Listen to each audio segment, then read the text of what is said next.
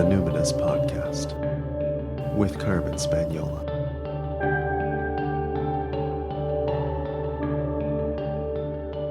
Hi there, and welcome to the Numinous Podcast, where we have interesting conversations with everyday folks about the mystery of life. This podcast is a complement to the Numinous School, my online intuition development course for people who want their self-awareness to serve a greater good. I'm your host, Carmen Spaniola, and today we're preparing for an important solar eclipse that's happening. Will be fully visible from much of North America and many other parts of the world. And I thought you might enjoy just listening in to the ambling, unstructured conversation it led my husband Ruben and I to have over breakfast this morning. Cucumber water. Nice touch. Tomorrow is a big solar eclipse. Important in the sense that it's going to be a nearly complete eclipse of the sun in most of North America, Europe, I think parts of South America and Africa too. Yeah, I don't know much about this, but I do know that there's a major eclipse happening tomorrow. A total eclipse across the entire United States. Canada. The middle, yeah. So we were talking about observances for such a thing. Something that would be, kind of more pagan, earth-based. And you mentioned about the site of struggle between science and paganism. So now we know what an eclipse is. I was saying that I don't know that I feel so excited about going out to watch the eclipse because a complete blotting out of the sun to the ancient mind doesn't seem like a very good omen.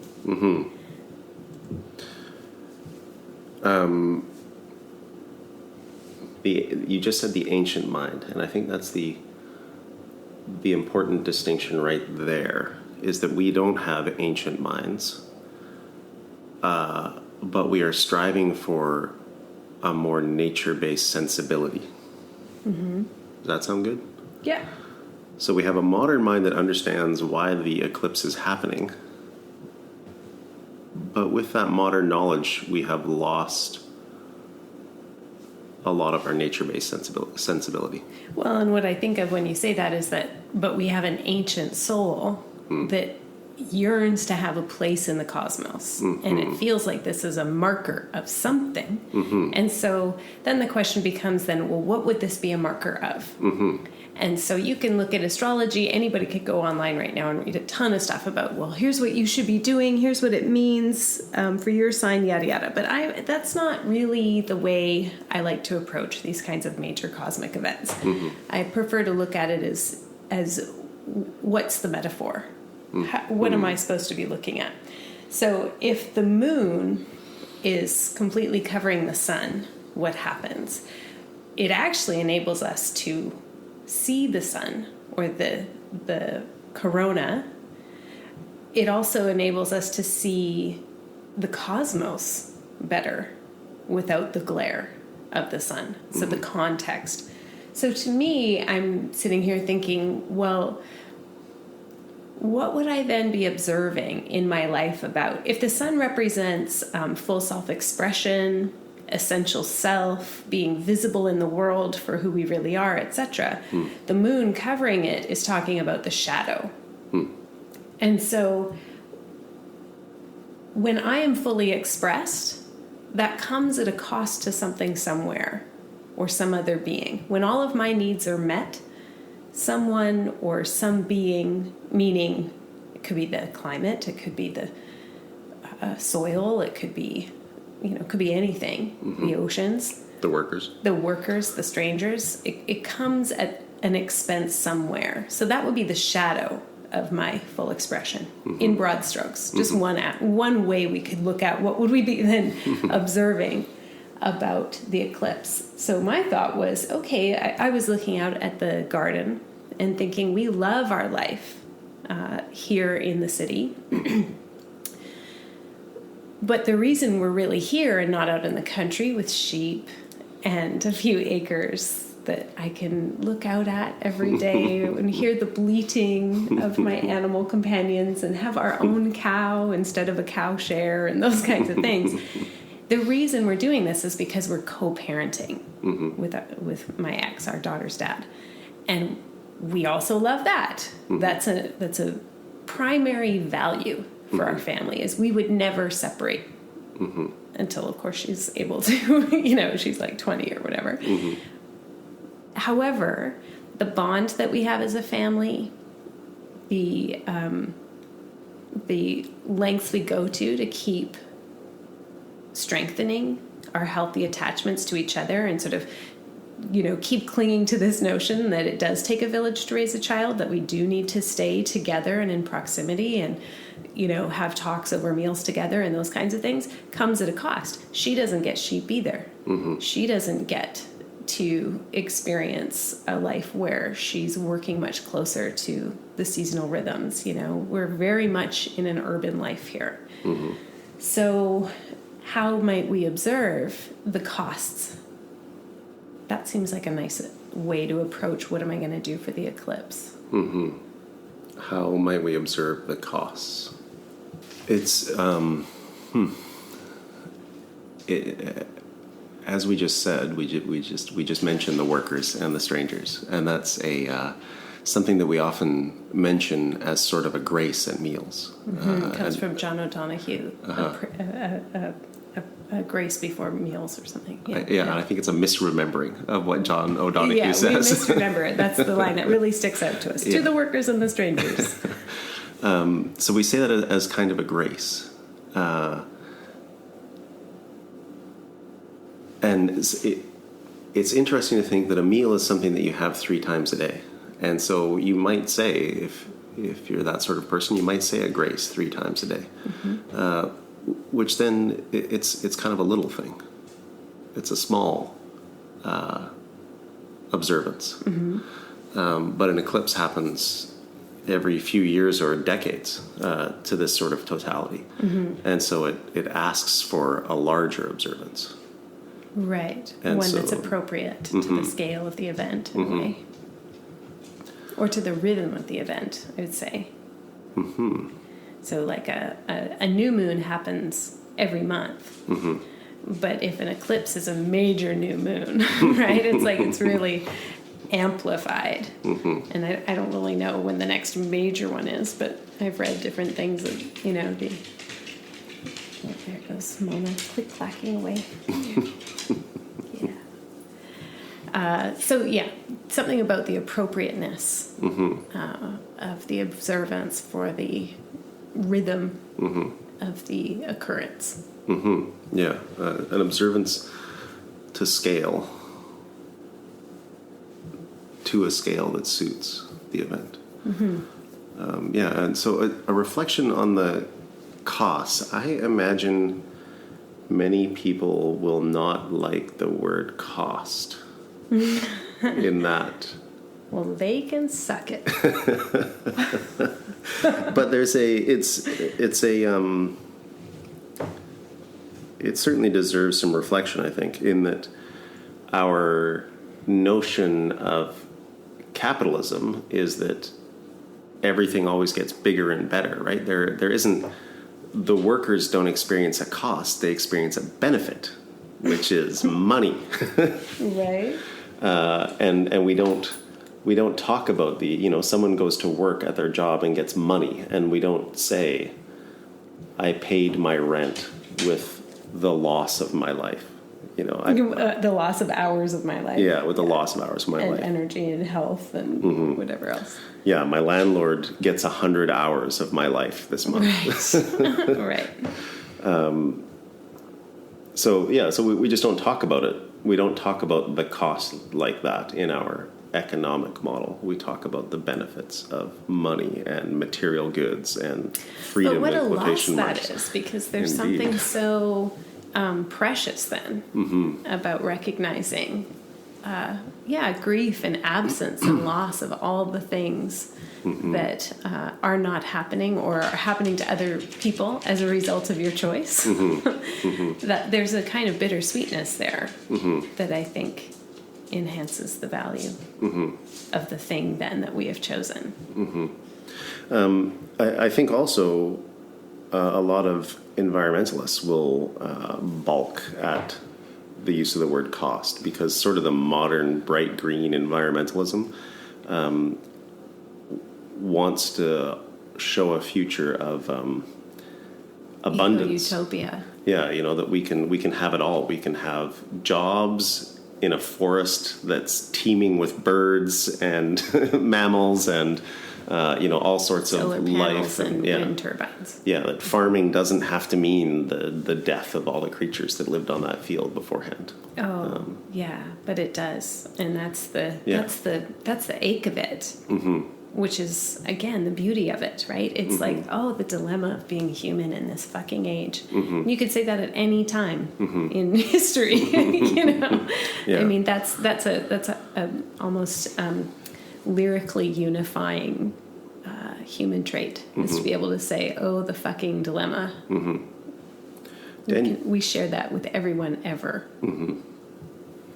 Daniel Quinn has an essay called The New Renaissance that I think he beautifully describes this, where he says that about 200 species a day are going extinct every day, day in and day out. And where did they go?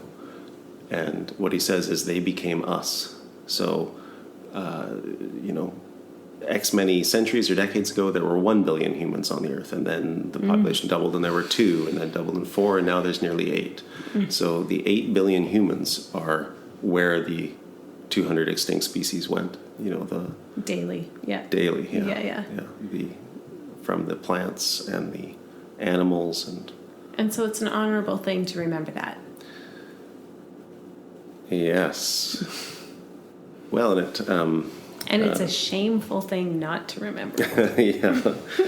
Just got to plug in for shame there, since I'm a big fan.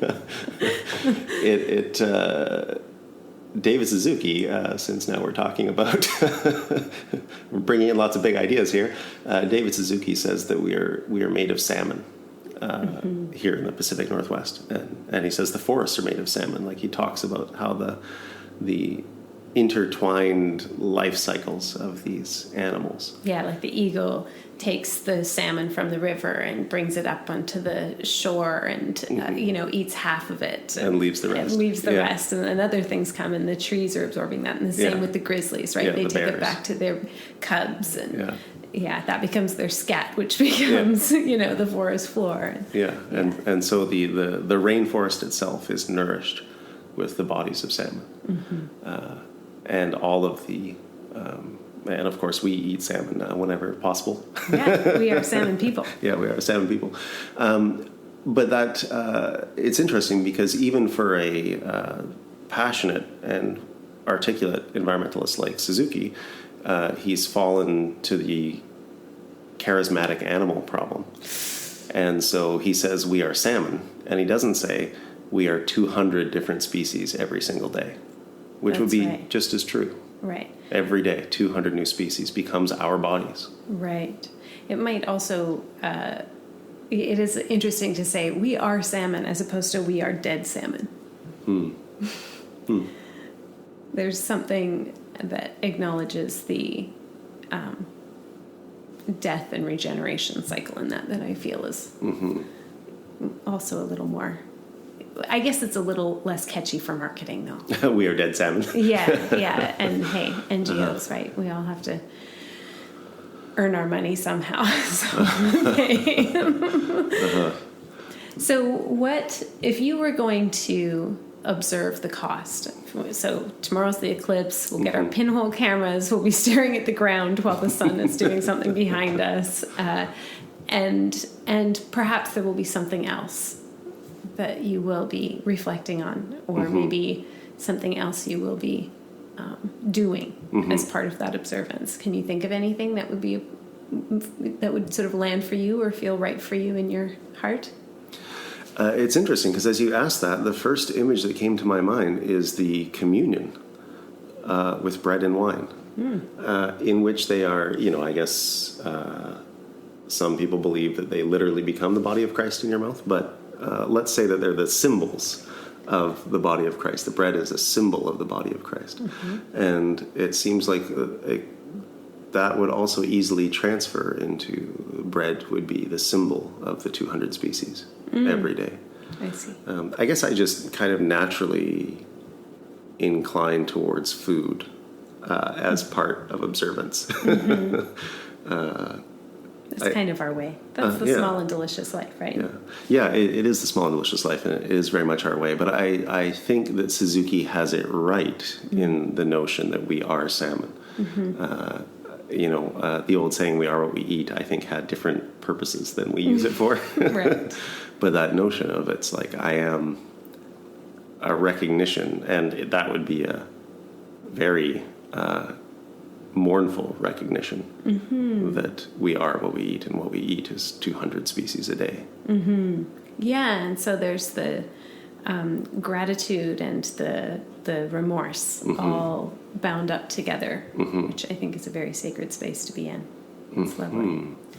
I'm thinking, I don't really know very much about this particular eclipse, about how often it happens or anything like that, but I've been working a lot lately on ancestral healing, you could call it, like really connecting with ancestral energies, from the more intellectual pursuits of family tree mapping and things like that, but also researching, okay, if this is the land that my people came from, what was it like as far back as people can remember, and what would the landscape have been like? What's their relationship with that? And so in doing that, bringing that back into my modern sensibilities and work, I've been doing a lot of attachment wound training, around repatterning towards healthy, secure, earned attachment with people when you have had developmental trauma and attachment wounds and abandonment wounds and that sort of thing. So doing a lot of training around trauma recovery. And in one of the journeys that I took before I went for that big couple of weeks of training, one of the ancestors in my journey said to me, you are healing 10 generations. You should take 10 ribbons and tie them to your ash tree in the yard, which we have an ash tree, and I consider it the ancestors' tree, and so I have little gifts and adornments and things that are there. I often, because it's on the way to the rabbits, I often put my hand on the tree and sing a little, either the little bit of Gaelic song that I know, or some of the Scottish folk tunes that I'm learning. And so part of me feels like if the work that I'm doing right now in strengthening the bonds between each other, with our child and her dad and you and I, and trying to pivot away from that trauma, then the cost is so worth it. But I might want to observe them with some ribbons on the tree that are specific to the things we're not doing, that also feel very close to my heart, that are very close to my values, that as soon as we can, we will start to raise up to a level of imperative instead of, wishing and dreaming for the one day. But maybe I would like to observe that those are some of the costs of doing the work of this ancestral healing, which is so much about repairing attachment wounds. So I think my eclipse will be about looking at the shadow, all the wounds that are there and have been there, and being able to see better the work that I'm doing by looking at the shadow. I can appreciate then better once moon moves aside and the sun can come back out again, we can breathe a little more easily again, that it's like, oh yeah, that's right, I really do want to be doing this work. This is really important. This choice is really important to me. And there are times when I long for a different life. There are times when I lament that what feel like very compelling, beautiful visions of a different life I could be living. When I feel sad for those, it might be nice to have resolved that in a deeper way, a more sacred way. So they're not so charged with sadness, but perhaps more with just, they're just located in a different organization kind of in my mind about this is the work I'm doing now, and that is the work I will do then. As I said earlier, I think some people may resist the word cost or the idea of cost. And I feel like our culture right now, whatever that is, kind of a modern white North American progressive, I want to get something about like the caring industry. Okay, yeah, the progressive left. Yeah, the caring industrial complex. Right. I think may resist the framing of cost as opposed to the framing of benefit. Now, I can't relate to the resistance. let me go on. So I think there's a lot of people who will yearn for us to focus on the benefits of our say life of co-parenting, and they will want us to dismiss or ignore or bury the costs of our choices, or at least diminish. Yeah. And so you've described that today as looking at the shadow. And as long as I've known you, which, as long as we've been in relationship, because I've known you in romantic relationship. Because there was no hanky-panky when we first met. That's right, yeah. We've known each other for a lot longer than we've been together romantically. So as long as I've known you romantically and we started talking in that getting to know you sort of way, you've said that you're drawn to the shadow work. So can you just talk a bit about that? Well, now, I think a lot of people, when they say shadow work, they're thinking about, in shorthand, things that are painful, right? Uncomfortable, difficult feelings, grief, rage, shame, those kinds of things. Failure is not a feeling, but the experiences of, or the experience of death, or the experience of separation, the experience of flaw. Whereas now I just see that as truth. That's just truth. So I wouldn't say I'm drawn to the shadow anymore. Now I would say I'm drawn to truth, and I enjoy a whole and encompassing truth. And Kelly Deals, who I admire greatly, wrote an essay that I read today called "There is no flawless position." Perfect. That's exactly what it is. There is no flawless way to be in the world. So yes, I use the term shadow because it's useful from a Jungian perspective, but we also have to remember the golden shadow. Yes, of course, there are strengths that come out of those dire times, but I just, I just see even those strengths are an adaptation and rooted in something that's just uncomfortable. But I really want to help people become more resilient emotionally. And so that means doing the quote-unquote shadow work. Yeah. But I just see it as truth. A more complete, more whole, more accurate truth. More accurate mirroring of what's going on inside. We were talking about fine art earlier this morning. And it is interesting to think about the famous paintings from the Renaissance or whatever that you would see in a museum, and imagine just taking all the shadow out of the painting. If it's a still life of a bowl of fruit or something, and just if you could just kind of rub your shadow wand over it. There would be nothing left but light. Yeah, crank your exposure up to 100 on Yeah. PicMonkey or Instagram. And of course, then the painting would be terrible. Absolutely. And hard even to Caravaggio recognize. wouldn't even exist. Yeah. Yeah, it's true. Can I also, since we're going back, I'm thinking fondly of what brought up the fine art today. I think originally was we were talking. I remembered The Gleaners and Me, a fantastic film from a very.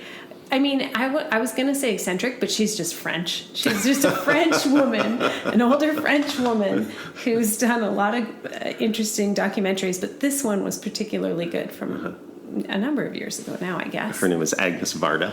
Agnes Varda. And so it has European pacing. The Gleaners and Me is... Why don't you describe it? It's one of my favorites. I don't know that I can describe it. So she interviews a bunch of people who are gleaning food. So in France. So in France, there's very ancient laws that permit gleaners radical access after harvest. Okay, so gleaners. I think we need to, because people say, "Oh, you could glean information," but I don't think in our modern parlance we use glean as an agricultural verb. Exactly, as an agricultural verb to which it is actually ascribed, right? Okay. So to glean is after fruit falls or after harvest. After harvest, yeah. You glean stuff that is left over or that was sort of B grade or ugly vegetables like they have in supermarkets in Europe now. Yeah. So gleaning is to go in and pick up things that are free, which we've done a lot in our city and in our neighborhood. We had one year of, I think, 700 pounds of gleaned apples just from within like 10 blocks of our house kind of thing, and made amazing apple cider. So the gleaners are people today in France who can go into vineyards or even greenhouses. You can go right in. So private property is private, but the food that it produces, if it is left, it should not go to rot, and that becomes public. So you can go. I mean, I fucking love this. Yeah. So that's the radical. The radical French law, which I was so struck by it because that's certainly not allowed in North America. Like that you are allowed. Right. Private property owners are forbidden from stopping you from entering their property in order to glean. But there's pushback now, particularly in the larger industries, like in the vineyards, or they had the potato folks. But so she goes around. Agnes Varda goes around and interviews modern day gleaners, both in rural and urban France, and she's pursuing a piece of art called The Gleaners. And now I'm going to have to look up who it is. It starts with an M. What's it? No. I'm going to blank in this moment. I'm going to blank in this moment on the artist, but I'm going to find it and put it in the show notes. Okay. And she is trying to find this painting, beautiful oil painting. Eventually she gets to see it. But the beautiful thing that happened to you and I, we'd seen the film, we'd really enjoyed it. France is amazing. We ended up going to Europe for 2 months for our honeymoon. I was doing workshops in different parts of Northern Europe, but then went to study with my intuition development teacher, Judy, in France. We thought we were going to spend a month there. And we go into the Musée d'Orsay. And we're just walking through, and we come around the corner. I'm going to get choked up. And what do we see but the Gleaners? It was the most beautiful piece of art in my heart because I understood what it was saying about our ways that we could be together as humans. Ways that we could share and the values that could help structure how we're going to live together. That everybody has a right to eat and nobody has a right to stockpile more than they are able. Nobody has a right to deny anyone else eating if they are not eating that food. I mean, that is a beautiful way to structure society, community, a neighborhood, whatever it is. So to walk around the corner and actually he has many paintings of the harvest. He has one of everybody stopping in the field, and it's listening to the church bells, and they all are prayerful in sort of an evening. Must have been Vespers or something, or maybe it's dawn. I don't know. I'd have to look at it again. But he has several of women and men harvesting in wheat fields and things like that in France. See, it, like, I don't know how that relates to the eclipse, other than what are the costs? Yeah. And as a side note, I think Varda does go on in that film about the light and the shadow in the painting. Yes. And there's sort of threat and promise as well. I think it's that painting that there's like the threat of, I believe the Gleaners are picking up wheat grains from the soil in advance of kind of like a thunderstorm or a rainstorm that's coming. Yeah. So that's sort of, there's the promise of the food and the threat of the rain coming and the light and the shadow. And it's so perfect. yes. It's so perfect. Well, I'm really looking forward now to enjoying the eclipse with you. I totally was not keen on it. I was like, I don't know, this feels like a dark portent. But then I really had to think about it. And I'm glad we took the time to be thoughtful. I look forward to our new observances tomorrow. I think it's always nice to reflect with the people that we love on how we're marking the passage of time as we move through the wheel of the seasons, as we get into rhythm with the cosmos. What kind of rituals and observances are the most important and dear to us right now? What are we marking? How are we letting our life speak back to the cosmos? So thanks for spending time with me and Ruben around the breakfast table on a Sunday morning. I would also like to give a deep thanks to the people in Wales who are listening. I think in Welsh you would say shwmai for like a hi, how's it going, informal hello. Shwmai. If you would like to spend more time with me and Ruben, we do lead 12-day wilderness quests in the mountains. We'll be leading one in June of 2018. If you'd like more information about that, you can go to my website, carmenspaniola.com, CarmenSpagnola, and sign up for my newsletter. Until next time, take care.